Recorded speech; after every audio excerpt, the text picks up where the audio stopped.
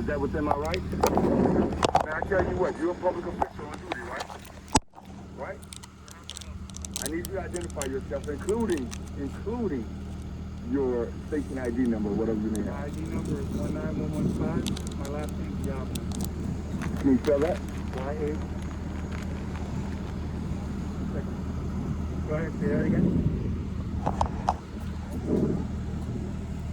Yeah. Y-A-C-N-E-A.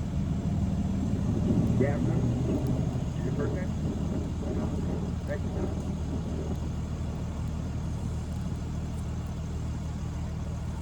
See this technical response you did? That's the disconnect between the government and civilians. What a normal person should have done was observe, pull over their car, come out and say, hey, you like taking pictures? Are you doing photography? Is there anything you're working on? No, your first response is, am I okay? Do I have any weapons on me? Well, I mean, is that what you guys are taught? To think that people that are your enemy? Is that what you guys are taught? So why would you approach me so hostile? Why would you do that? Look at the way you parked. You can't say you wasn't hostile. Look how you parked. You jumped out on me like I'm committing some major offense and not exercising the very First Amendment of our United States Constitution. What's your justification for that? What? I'll explain to you if you stand over there, and I'm going to actually move my car a little bit, if you don't mind standing right there. Absolutely. I would love to hear your explanation of this. Don't get too distracted, John. Come explain yourself to me.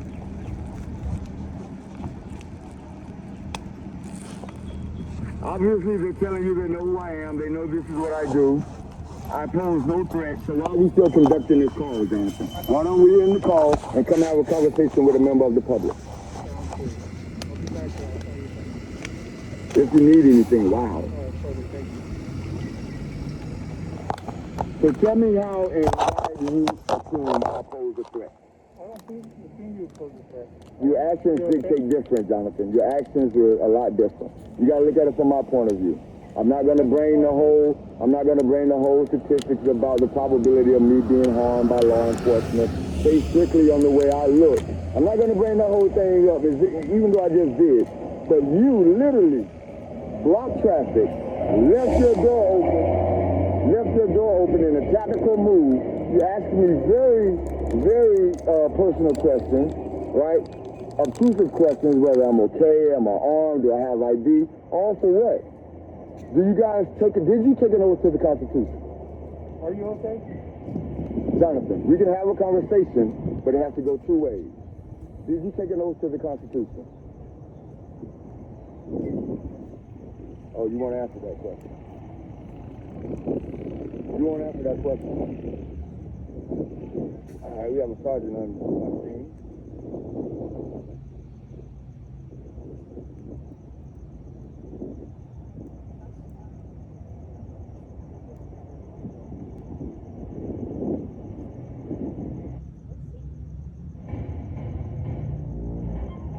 Chapter 1. Gangsters steal a former hitman's car and kill his puppy, a gift from his late wife. Helen is my late wife, and she gave me a dog to help me get through the days. John Wick wants payback. He reconnects...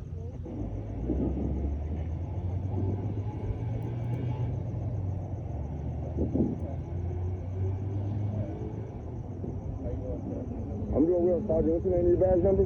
Sergeant Walker, 11430. Thank you. Now, Jonathan, explain the situation right, Jonathan. Don't say you stopped and asked me.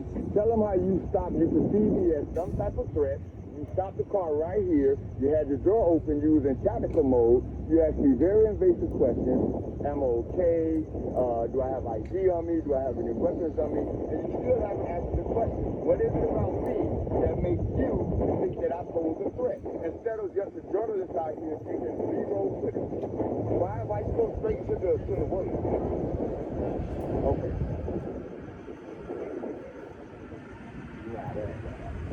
You know it.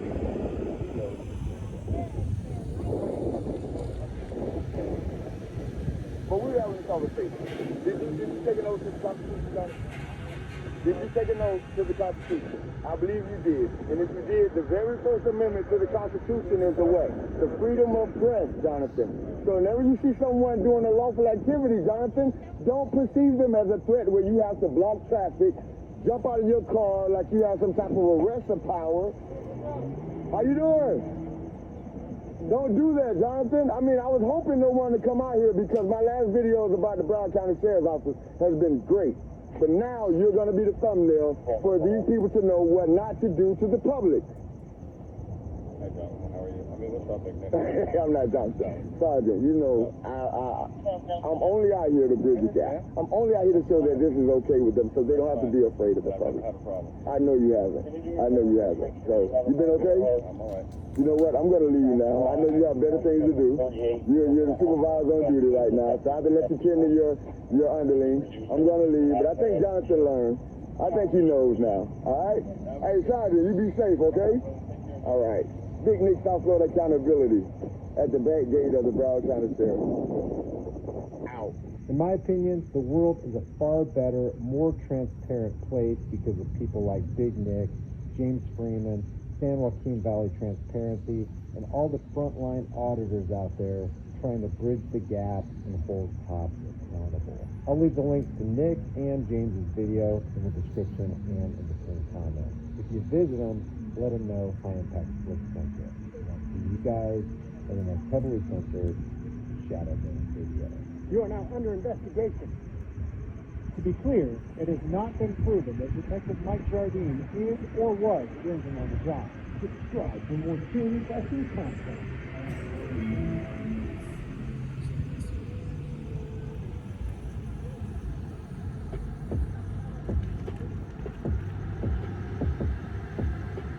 Hello, my name is Deirdre, and welcome to the Police Accountability Report. As I always make clear, this show has a single purpose, holding the politically powerful institution of policing accountable. And to do so, we don't just focus on the bad behavior of individual cops. Instead, we examine the system that makes bad policing possible. And today, we will achieve that goal by showing you this video of a car stop where police not only potentially broke the law by searching and harassing a passenger, but also use their unlimited power in ways that reveal why the institution itself is a threat to the system it purports to serve.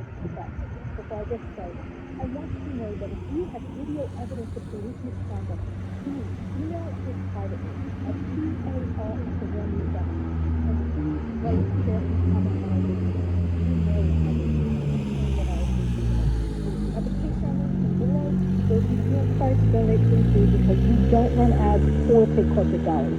So anything you can spare is greatly appreciated. Okay, we've gotten that out of the way.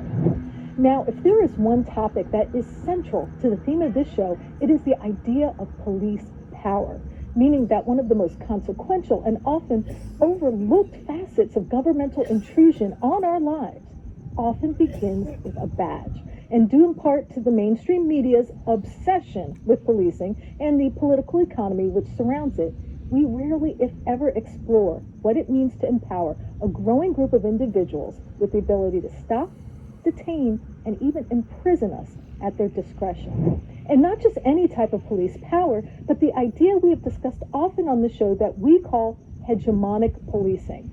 The concept, put simply, is that often police use their power not in the pursuit of public safety, but rather to project their authority in a way that is both symbolic and revealing. The purpose of this projection is twofold. One, to ensure that the absurd debate in America about policing, that you're either for it or against it, continues ad infinitum without a real discussion on how policing can and should be reformed. But secondly, that the unchecked authority police exercise without constraint often leads to unjust results. Or put simply, might often makes right. But because we often try introducing concepts like hegemonic policing to real-world situations, we will focus on one aspect of this idea today, and we will do so by showing you this protracted arrest, which occurred in Paducah, Kentucky, and how it embodies many of the problems with unchecked police power that often get overlooked. The reason we are showing this arrest as a lens through which to explore the dynamics of police power is due to how revealing this footage is about the topic itself. That's because the video you are seeing now gives us a rare insight into how police think when they are exercising this type of unchecked authority. The story begins in Paducah, Kentucky, where an officer from the Paducah Police Department decided to pull a truck over for the horrifying crime, wait for it, of a broken tag light. Now, just a note on why this part of the story is important. Police partisans are constantly reminding us that one of the most dangerous situations American police face is no the car stop.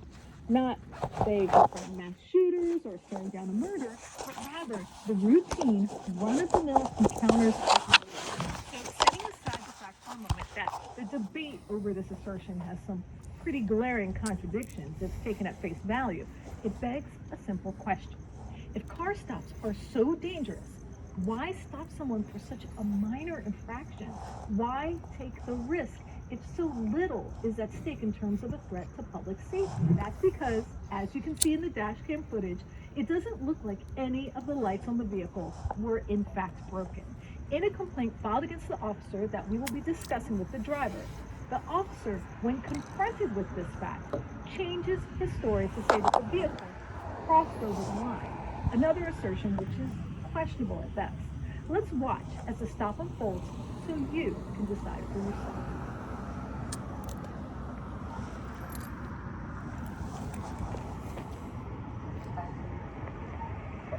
Hey, I'm Officer Bear with the Police Department. Man, the reason I'm stopping you, okay, is a couple things.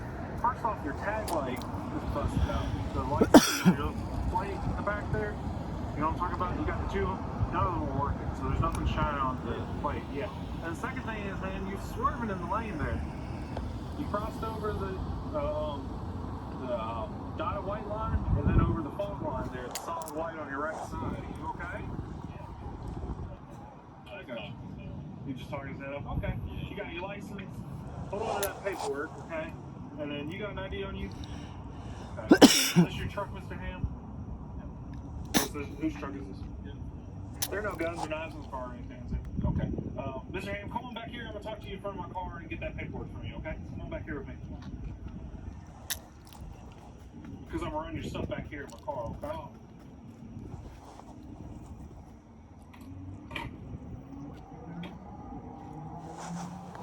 Just stay in the car. We'll get out of here in a second, okay? Now, as you can see, after he stopped Philip Ham, the driver, police asked him to exit the vehicle and then forcefully searched Mr. Ham while denying his right to a lawyer. Let's watch. Like knives or anything? No. Okay. Just reach. Doesn't mean you need to search. Well, I can pat you down. You're reaching around. No, Hold on. man, no, I ain't reaching around shit. Yeah, you're reaching into your pockets. As soon as you come out the car, I'm going to frisk you, okay? Man, what? Call my lawyer, dude.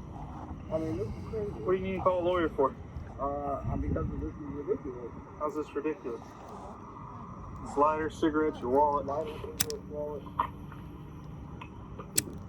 I'm allowed to frisk you, okay? Okay. So come on in front of me. That's all that was. I mean, all right? I'm sorry. You're digging in your pockets. You're pulling up your pants, which I get. But then when I say something about it, I feel you. you keep having your hands in your pocket. I don't know if you got a gun. Yeah. Now. I don't know if you got a gun or not. Okay. You know how many cops get shot? Too many. All the time. Okay. And I ain't trying to be that cop.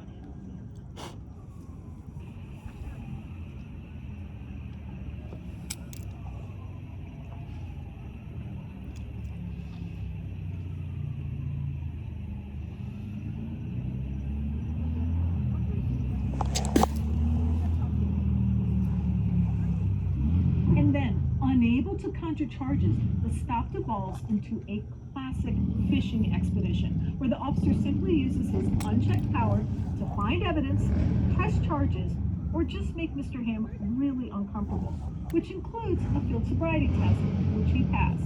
Take a look. Y'all coming from night out? Did y'all go to the Touchdown Tunes or anything? No. He was walking down the road the other day, or not the other day, but earlier, and went and picked him up over there by Western Baptist. This is the buddy of mine. Over at Western Baptist. Yeah. He was at another friend's house, and he was walking downtown. So where y'all come from? Oh, we just went over to KC's, but they were closed. Yeah, they closed down early. They had some issues going on. That's what they said. They They had a little fight and everything. Somebody got maybe knocked out or got hurt, so they were like, oh, Gotcha. How much you got to drink tonight, babe? not much, not enough to really impair you. Not enough impaired? Okay. That's fine. So you don't think you're impaired at all? No. Okay. Your driving not concerning you, swerving in the lane or anything? No, I mean, I guess I was a little distracted, you know. Yeah, just A little trying to distracted. put on music and shit. Okay, I got you. No big deal. Let me run your stuff, okay? 37 and 14. Now, you ever been in trouble with police before? Not in a long time. Not a long time. What was it before? I mean, it's been. What was, I don't know, I mean, I'll look it up. I'm just asking. Oh, yeah, no. What is it? Like tampering and what? No, it's him that tampered with this evidence. I mean, it wasn't even like it's Like drugs or something? No, it was like a charge that they came up with, like that. You know, so how did they like they were something? Well, I'm saying, what were the original charges? I mean, I guess like I was asleep in the parking lot, and I guess they thought it was intoxicated. But I mean, that's like 8, 9 years ago. But other than that, I don't think that. Well, maybe a track speeding ticket. Gotcha. Alright, so here's the deal, man. Let me ask you real quick, run some simple tests for me, okay? Because your driving's concerning me. You've been drinking, I can smell it. Okay? Alright. Here's what I ask you to do real quick. Say your alphabet from D to Q without saying it. From D to Q. Yeah. Singing.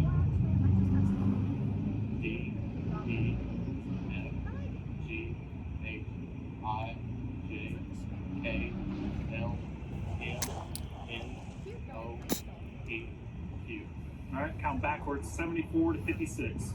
74, 74, 73, 72, 71, 7, 69, 68, 67, 66, 65, 64, 63, 62, 61, 60, 59, 58, 70.